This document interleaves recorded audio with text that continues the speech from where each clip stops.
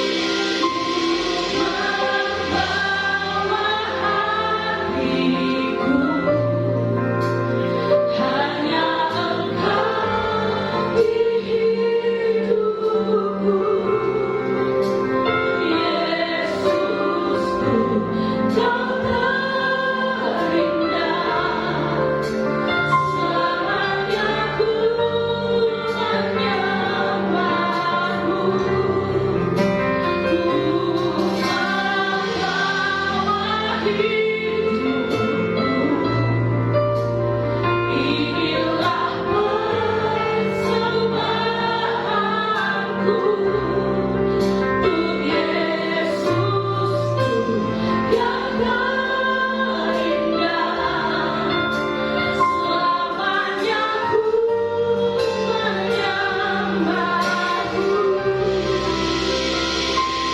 Yesus.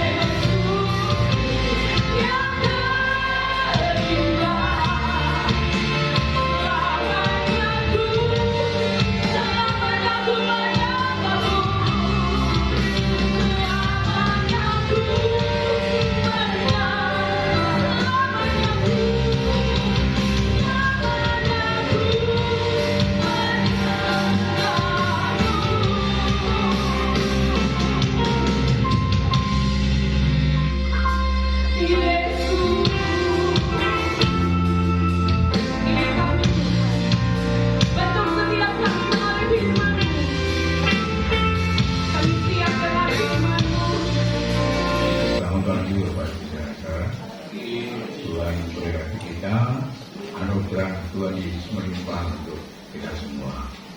Shalom. Shalom. Haleluya. Puji Tuhan.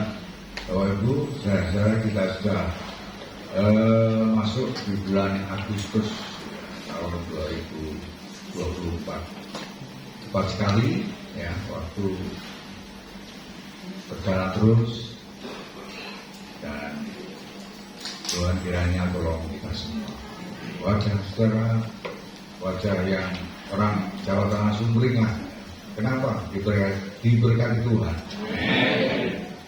Haleluya. Ceria, memuji Tuhan, sukacita. Bapak Ibu saudara-saudara, inilah hidup 2 minggu yang lalu yang hidup pujian adalah cucu ya, anaknya Badoyo bagi saya kan cucu sekarang cucu. Dan sekarang yang pujian adalah anak saya. Inilah hidup Bapak Ibu saudara-saudara. Mungkin suatu saat Tuhan izinkan di antara kita menangi cicit kita yang akan melayani kita. Bersyukur dan bersyukur, tetap semangat mengiring Tuhan. Kita sama-sama buka sebagai ayat pemula adalah 2 Samuel pasal 8 ayat 14 dan 15. 2 Samuel 8 ayat 14 dan 15.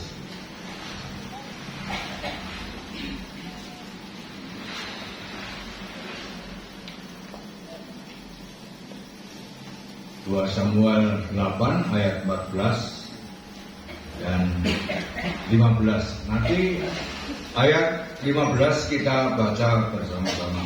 Ayat 14 saya baca. Lalu ia menempatkan pasukan-pasukan pendudukan di Edom, di seluruh Edom, ditempatkannya pasukan-pasukan pendudukan, sehingga seluruh Edom diperbudak oleh Daud.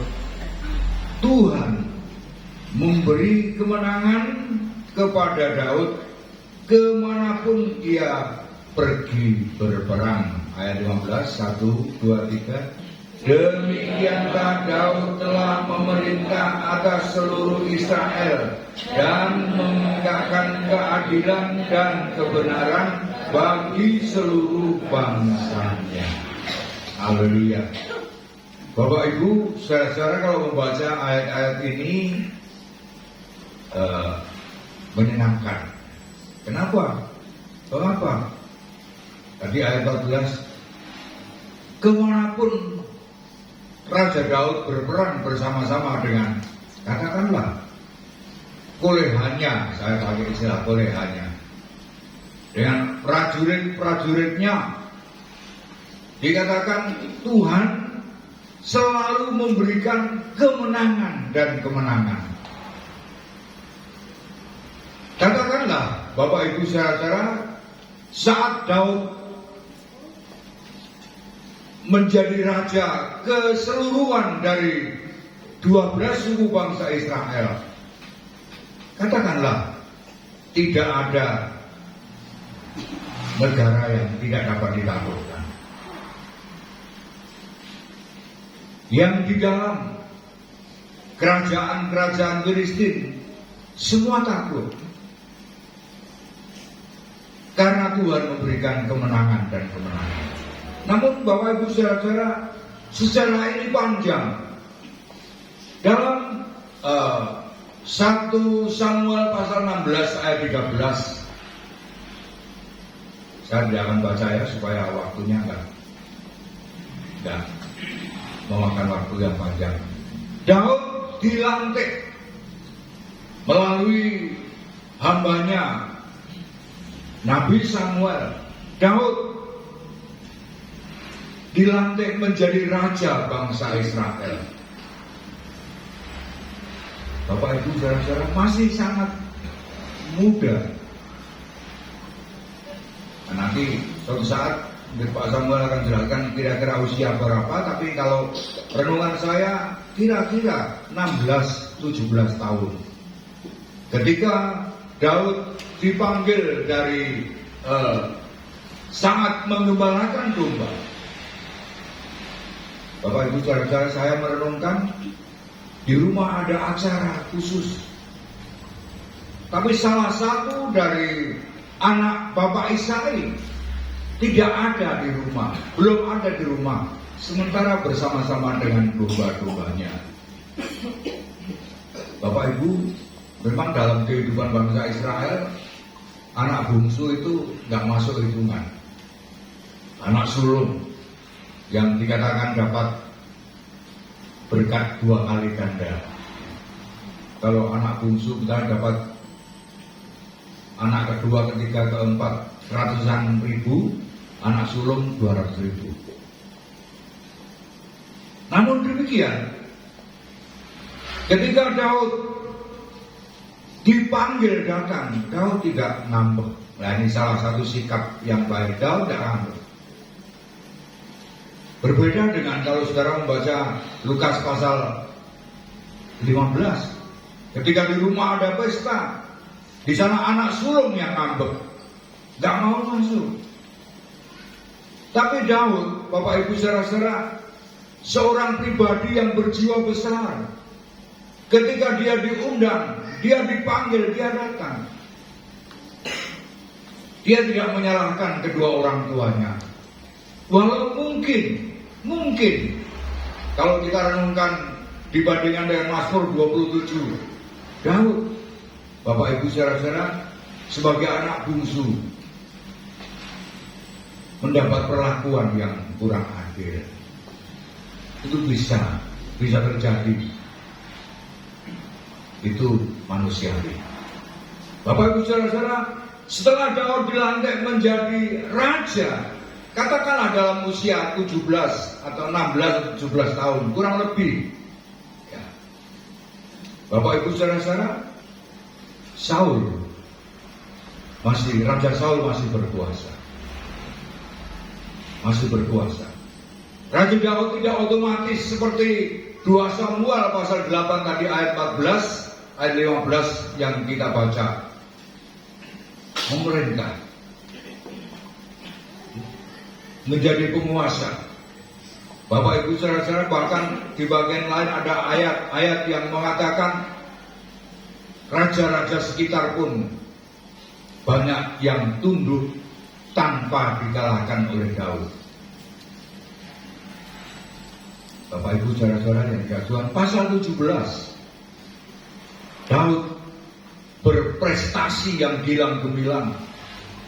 Tidak ada seorang laskar Israel pun yang berani menghadapi Goliat. Mungkinkah itu pendekar dari Mongol, saudara-saudara? Goliat.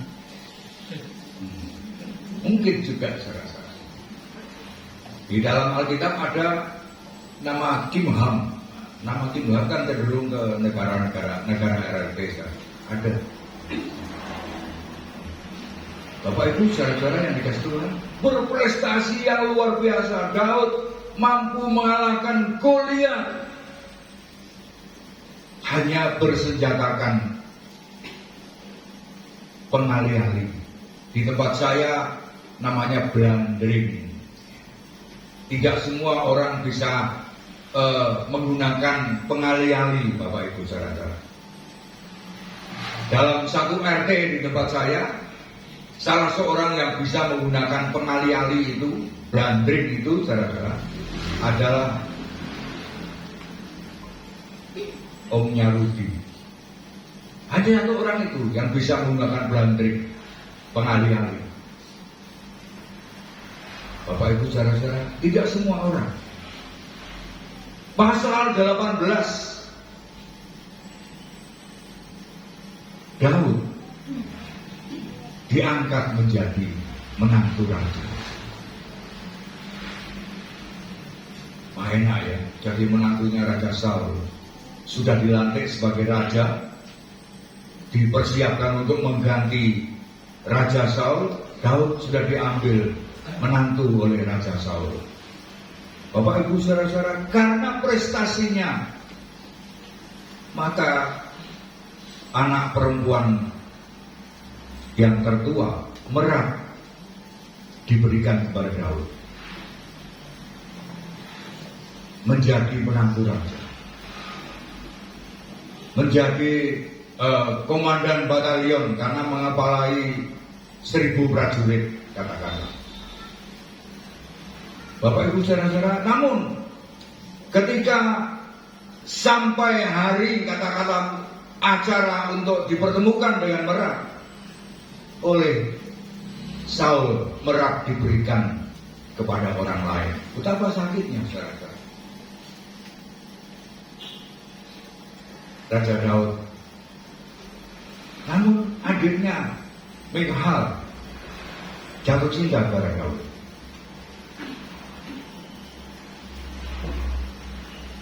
Raja Saul setuju dengan catatan. Oke, Daud menjadi suami dari Michal, anak perempuan kedua, dengan catatan. Saudara kalau baca dalam Alkitab, Daud harus membayar emas kawin 100 kulit khatan dari orang Filistin. Aneh kan saudara?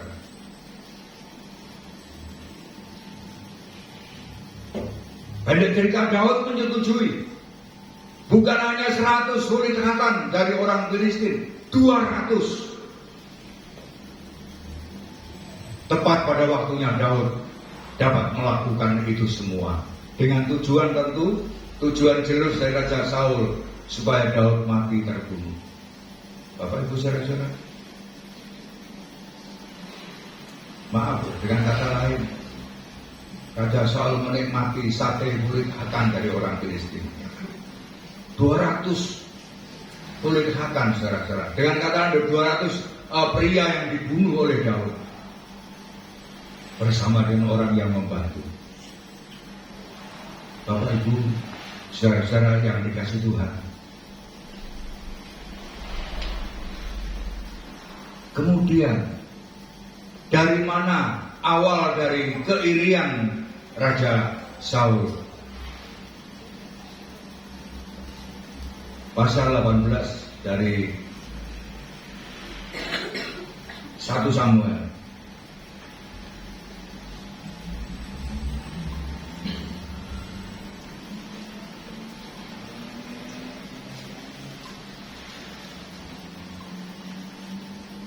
Kalau saudara baca ayat-ayat sebelumnya, kenapa Raja Saul katakanlah benci kepada Daud yang notabene menantunya, notabene orang yang berjasa, yang sukses menjalankan perintah dari raja dengan baik? Dimulai dari pujian dari nonik-nonik Israel. Daud mengalahkan berlaksa-laksa, tapi Saul mengalahkan beribu-ribu.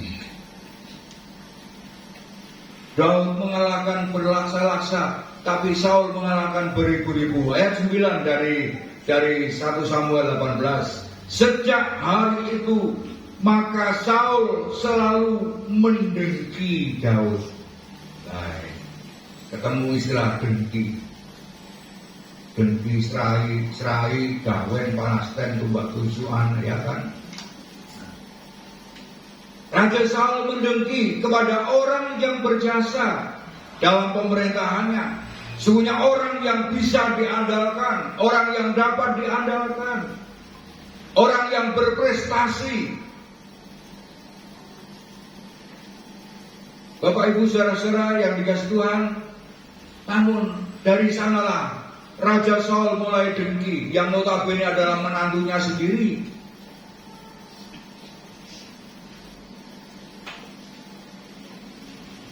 Bapak Ibu saudara-saudara, dilantik sebagai raja oleh Nabi Samuel. Daud harus mengalami, katakanlah, masa-masa yang sulit, masa-masa yang sukar, masa-masa yang secara manusia sulit diterima dalam praktek hidup sehari-hari. Pasal 21 saya akan lompat dari 1 Samuel ini, saudara-saudara.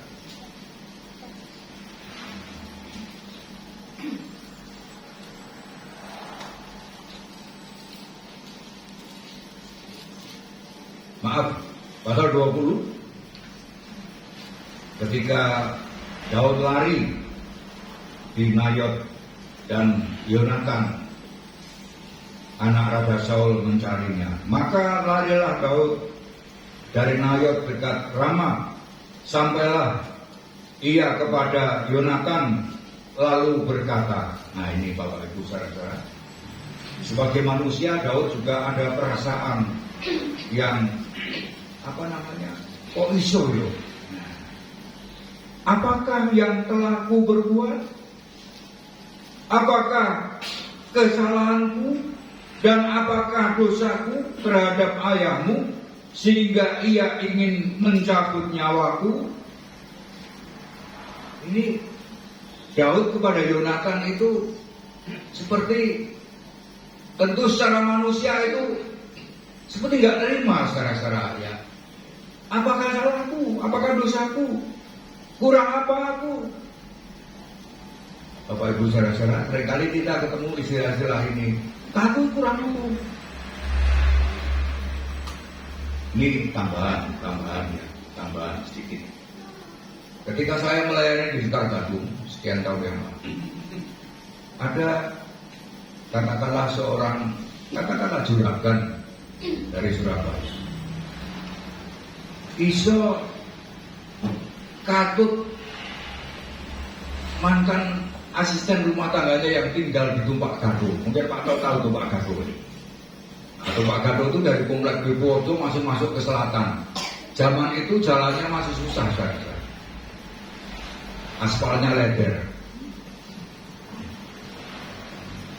Nah, orang juragan di Surabaya katut mantan asisten rumah tangganya yang tinggal dan akhirnya rumah di Tumpak Gadung. Kenapa? Saya coba cari tahu. Loh, katanya sing melayani ini asisten rumah tangga, sing godhokne sawi, sing nyambelne, sing nyukune piring, sing mbah-mbah piring dan sebagainya. Lah, katanya nyonya itu tidak urusan, dia udah 100% di pekerjaan, berangkat pagi pulang malam punya toko kan. Ini juragan katut kepada asisten rumah tangga yang notabene yang melayani. Ini liku-liku rumah tangga saudara. Ya, makanya ibu-ibu muda suaminya dilayani dengan baik. Amin. Godhokne kanggo, godhokne telo, ya kan? Disambel nih sing enak. Belum ini ora gelem ini, jangan sambel yang enak saudara-saudara. Mas, pangan opo? Sambel opo bawane piro, Mas? Nah, setuju itu saudara-saudara. Itu.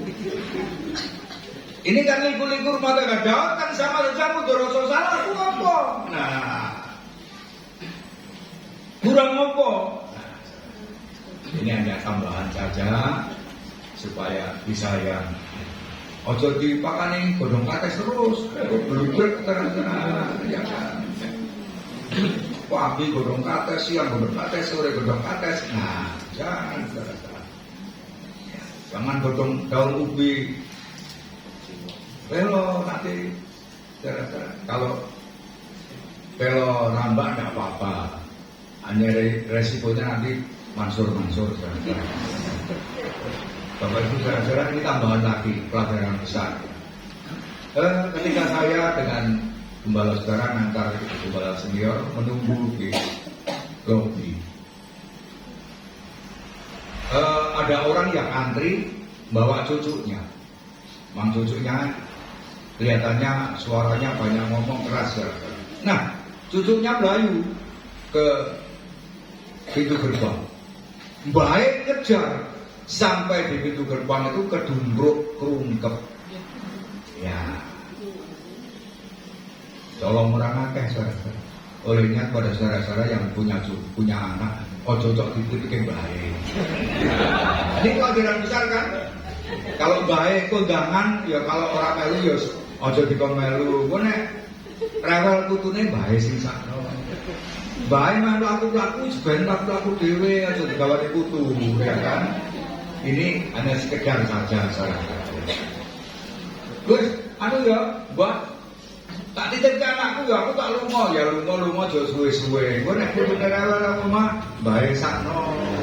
Ini pelajaran besar, saudara. Saya mesak nih, ibunya baik kurungkep hanya nuruti putu yang melayu, super gesit.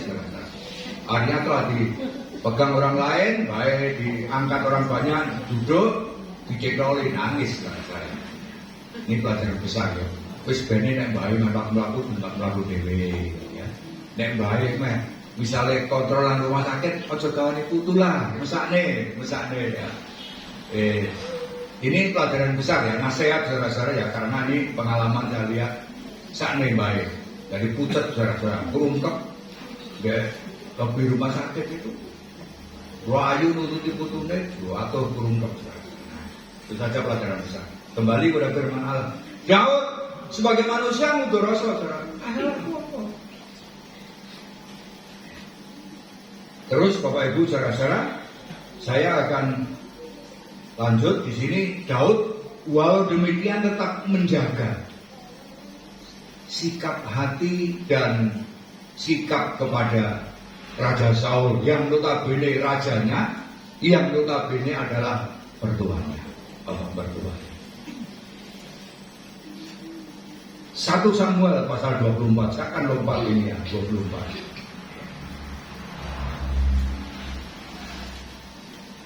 Ini Bapak Ibu saudara-saudara, pasal 24 1 Samuel ini Raja Saul ngejar-ngejar Daud, membawa 3.000 pasukan yang terpilih dari orang Israel. Kemudian Daud sembunyi di salah satu gua. Gua itu rupa-rupanya ada gua yang paling dalam, ada gua yang agak di luar.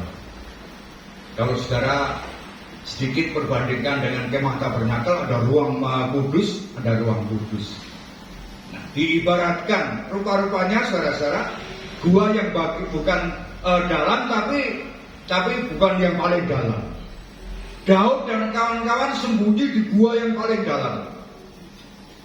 Maaf, Raja Saul kebelet. Nah, kalau dibaca di sini saudara-saudara, Raja Saul buang hajat. Nah, Daud di dalam, secara manusia kalau Daud dan kawan-kawan konangan, tinggal cari gembyong dibakar, Daud dan kawan-kawan mati saudara-saudara. Saudara tahu gembyong? Nggak tahu ya. Gembyong itu resek gitu loh. Terus sembarang rumput-rumput itu dikumpulkan, dibenteli, itu distorkan ke tobongan gamping. Ya, kalau di selatan dulu kalau orang jual suket kering dengan ramban sembarang itu dibawa ke tobongan gamping, dibeli. Itu namanya gembyong. Ya kan? Bapak Ibu saudara-saudara yang dikasih Tuhan, Daud, anak buahnya Daud dan dipikir saya. Ayat 9 saya akan baca saudara-saudara.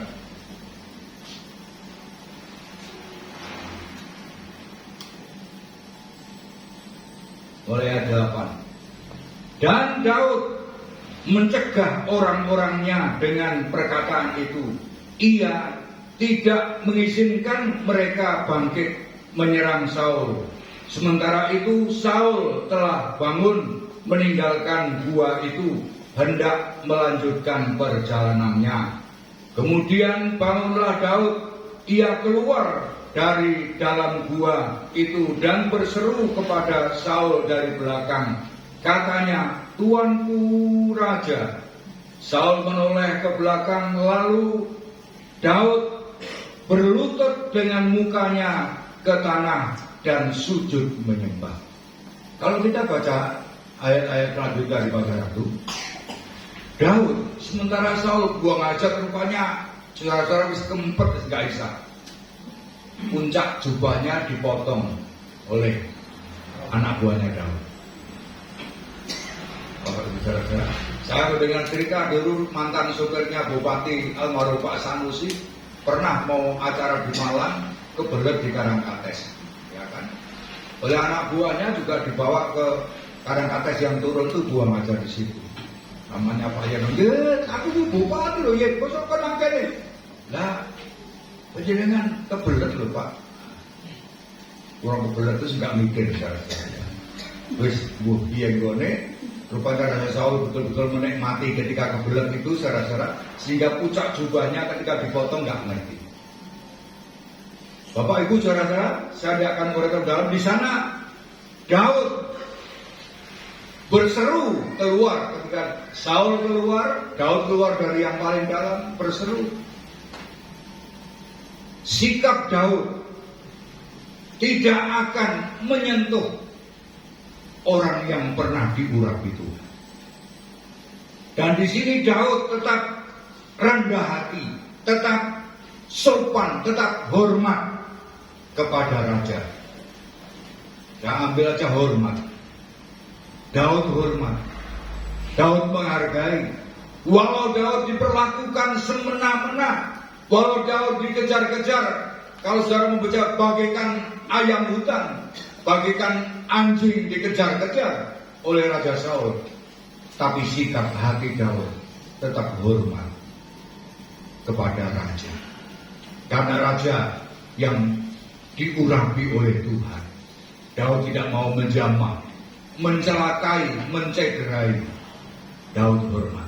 Bapak Ibu saudara tambahan lagi, kalau budaya Jawa, orang tua itu biasanya dibuatkan kamar di belakang. Ya, orang Jawa loh ya saudara. Lah kalau orang Tionghoa, orang tua taruh di depan. Beda. Jadi kalau orang Tionghoa bangun rumah, kamar depan itu biasanya untuk orang tua, yang di belakang anak. Ini hormat. Anak yang hormat kepada orang tua. Tetapi Bapak Ibu saudara, saya tambahkan, orang Jawa bukan tanpa alasan. Kenapa orang tua taruh di belakang, anaknya di depan? Nah ini ada falsafahnya sendiri. Kalau orang Jawa, konon kalau yang muda di belakang, orang muda di belakang tidak kuat nyonggo wong tua. Nah itu budayanya begitu, cara-cara ada falsafahnya. Makanya orang Jawa selalu kalau misalnya sudah menikah, salah satu anaknya menikah, bukan taruh di kamar belakang, taruh di kamar depan. Kenapa, saudara-saudara? Karena wong nom ora kuat nyonggo wong tua. Nah, itu budaya orang Jawa. Bukan berarti tidak menghormati. Ini saya betulkan. Ya. Tapi karena pasti yang muda taruh di depan. Wong nom ora kuat nyonggo wong tua. Itu dalam falsafah Jawa. Saudara-saudara yang dikasihi Tuhan, Daud tetap menghormati kepada raja. Karena apa? Saul bagaimanapun juga diurapi menjadi raja Israel pertama. Hormat. Di dunia ini organisasi yang paling ketat adalah militer.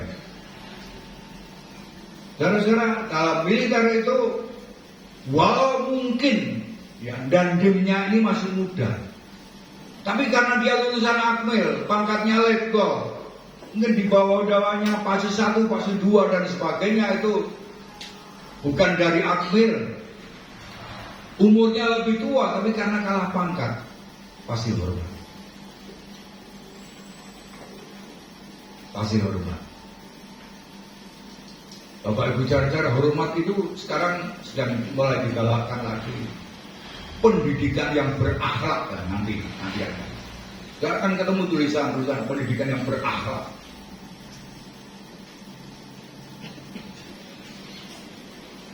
Bapak Ibu saudara-saudara yang dikasihi Tuhan, memang hari-hari ini hanya dunia militer yang menaruh sikap dan perilaku itu paling tertib. Paling tertib.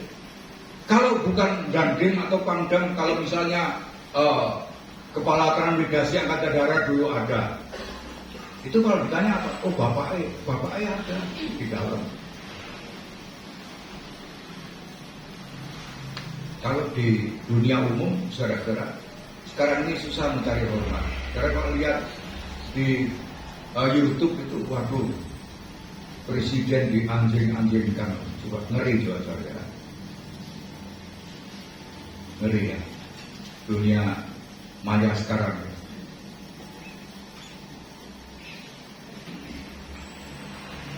Saya akan sebut namanya kan gak etik.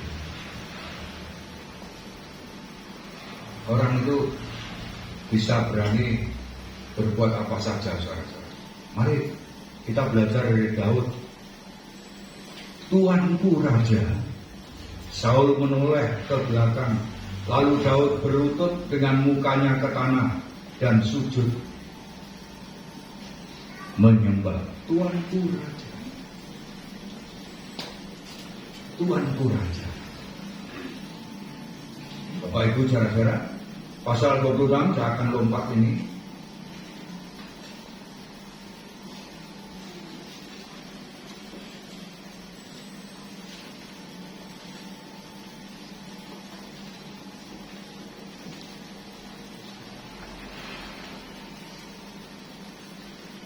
Ayat 8 saya mulai. Lalu berkatalah Abishai kepada Daud, pada hari ini Allah telah menyerahkan musuhmu ke dalam tanganmu.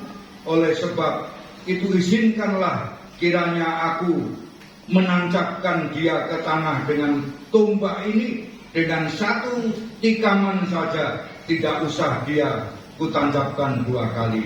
Tetapi kata Daud kepada Abishai, jangan musnahkan dia, sebab siapakah yang dapat menjamah orang yang diurapi Tuhan dan bebas dari hukuman? Nah, pada ayat ini saja.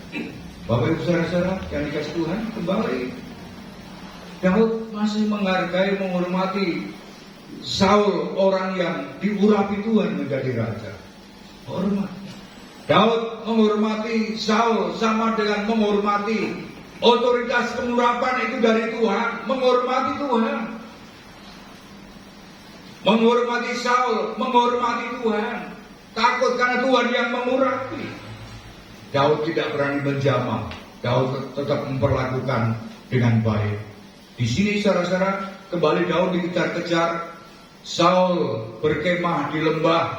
Bapak Ibu saudara-saudara, dengan panglima perangnya Abner bin Ner yang ada di kelilingi saudara-saudara, Daud dan Abishai turun.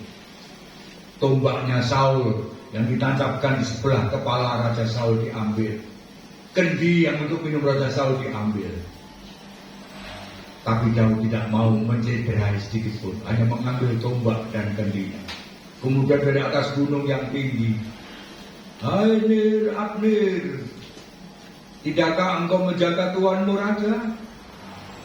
Cerita bebas saya.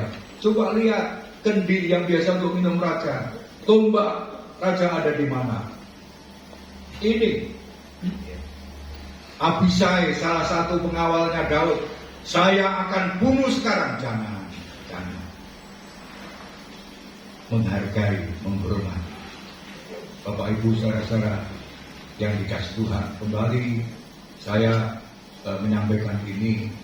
Kalau pas ada acara makan bersama, wis sing tuwa lah dhisik. Kembali ora akeh sing tuwa tumangan wis. Wis to. Maksud tok nek kabeh sate babi, sate kambing, sate RW, sate ayam, sate apa saja. Wis paling 2 sunduk 3 sunduk cukup cara-cara. Iya kan? Jadi kita harus belajar menghargai, menghormati orang tua. Ya kan? Wis tonggo sing kari akeh kadang, jangan berhenti. Bapak Ibu saudara-saudara yang dikasih Tuhan, ini menghargai, hormat, menghormati. Sekali lagi saudara baca dalam dunia militer, itu hormat menjaga. Kalah tua tapi kalah pangkat pasti hormat. Bapak Ibu saudara-saudara yang dikasih Tuhan, Daud tetap menjaga hatinya bersih di hadapan Tuhan. Bapak Ibu saudara-saudara yang dikasih Tuhan, walau diperlakukan menantunya Merab tidak jadi dinikahkan dengan Daud, kemudian Michal diberikan kepada orang lain, ya kan? Daud tetap menghargai, menghormati Raja Saul. Hatinya, istilah saya, hatinya jernih. Rasul Paulus dalam Kisah Rasul 23 ayat 1, sampai hari ini aku tetap menjaga hati nurani yang jernih. Mari Bapak Ibu saudara, kita menjaga sampai hari ini. Mengapa Bapak Ibu saudara? Tuhan Yesus katakan dalam Markus pasal 7, salah satunya dikatakan dari dalam hati orang akan muncrat, akan keluar segala sesuatu apa yang ada dalam hati manusia. Olehnya kita sebagai orang-orang percaya, Daud berprestasi, Daud luar biasa, Daud akhirnya mendapatkan kemenangan yang gilang gemilang. Bapak Ibu saudara, dibela oleh Tuhan karena Daud tetap salah satu hal menjaga hatinya ini jernih di hadapan Tuhan. Hatinya begini jernih di hadapan Tuhan. Oh, tidak gampang saudara. Kalau saya mengikuti Daud, waduh, dikuyo-kuyo Daud ini. Boleh katakan tidak ada tempat di tanah Israel, dikejar ke selatan, dikejar ke utara, dikejar. Kemudian Raja Saul punya punya Pak Lek Sandi. Nah, saudara tahu apa? Pak Lek Sandi. Ya. Pak Lek Sandi sudah meninggal. Daud punya Lek Sandi di mana-mana. Ada orang itu, oh Daud ada di sana, langsung diserang, diserbu, dikejar. Tetapi Daud sikapnya kepada Saul tetap hormat. Hormat itu adalah sikap kita sebagai orang-orang percaya. Terakhir, supaya nggak terlalu panjang, balik waktu 7 menit, jam 7. Amsal pasal 4 kita baca bersama-sama 2 kali. Amsal pasal 4 ayat 23.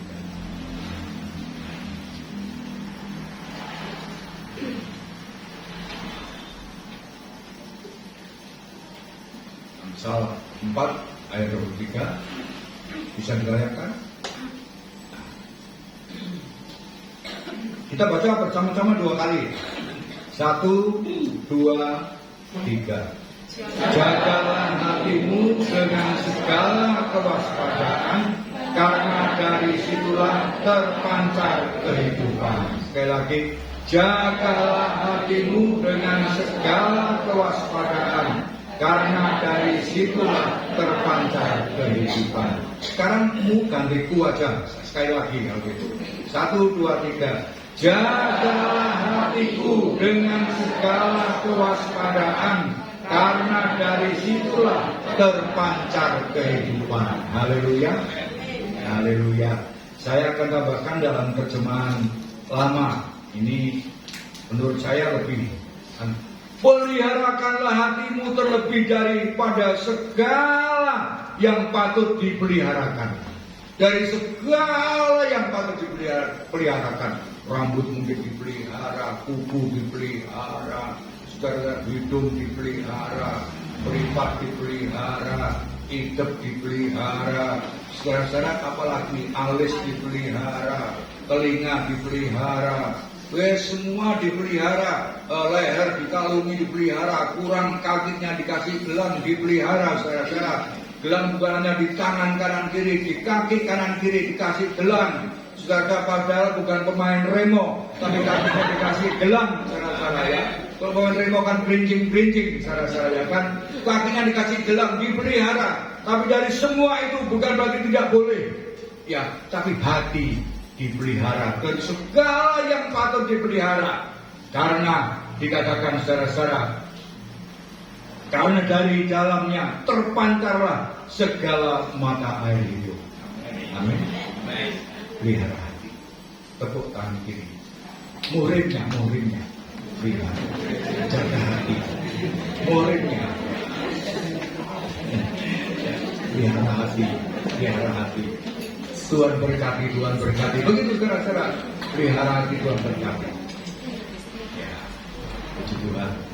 Saya senang sedikit ini kalau Pak Sam dengan Pak Samuel dan terus kemudian berakhir dengan berdoa saudara-saudaranya. Saudara itu kan penggerangan, bukan penggerangan, sama keras, tapi habis itu berdoa saudara-saudara, tertawa bersama-sama. Itu harus kita lakukan. Tuhan berkati kita, Roh Kudus tolong kita. Bukan roti yang kita pecah-pecahkan adalah persekutuan dengan tubuh Kristus? Amin. Bukankah cawan pengucapan syukur yang atasnya kita ucapkan syukur adalah persekutuan dengan darah Kristus?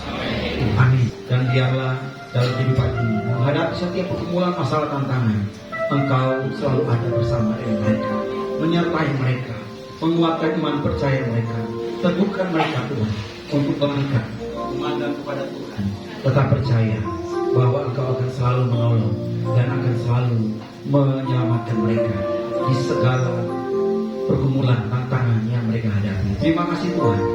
Ini doa dan syukur kami untuk tubuh dan darah ini yang sudah kami sama-sama nikmati pada pagi hari ini. Demi nama Kristus Yesus Tuhan kami sudah berdoa dan kami mengucap syukur. Haleluya. Amin.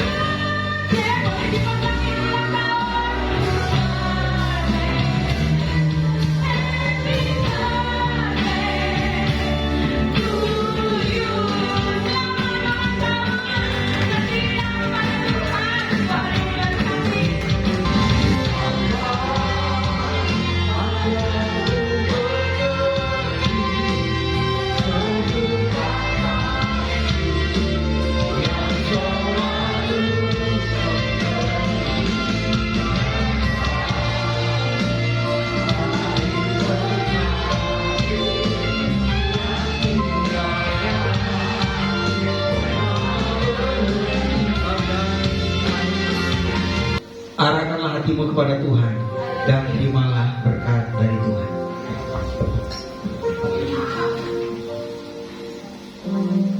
Kiranya kasih karunia dan damai sejahtera yang berlimpah-limpah dari Allah Bapa di sorga, kasih sayang dan cinta dari Tuhan kita Yesus Kristus, serta pertolongan, penghiburan dan kekuatan oleh Roh Kudus, kiranya menyertai kita semua, mulai saat pagi hari ini dan sampai selama-lamanya. Pulanglah, terimalah segala berkat Tuhan ini.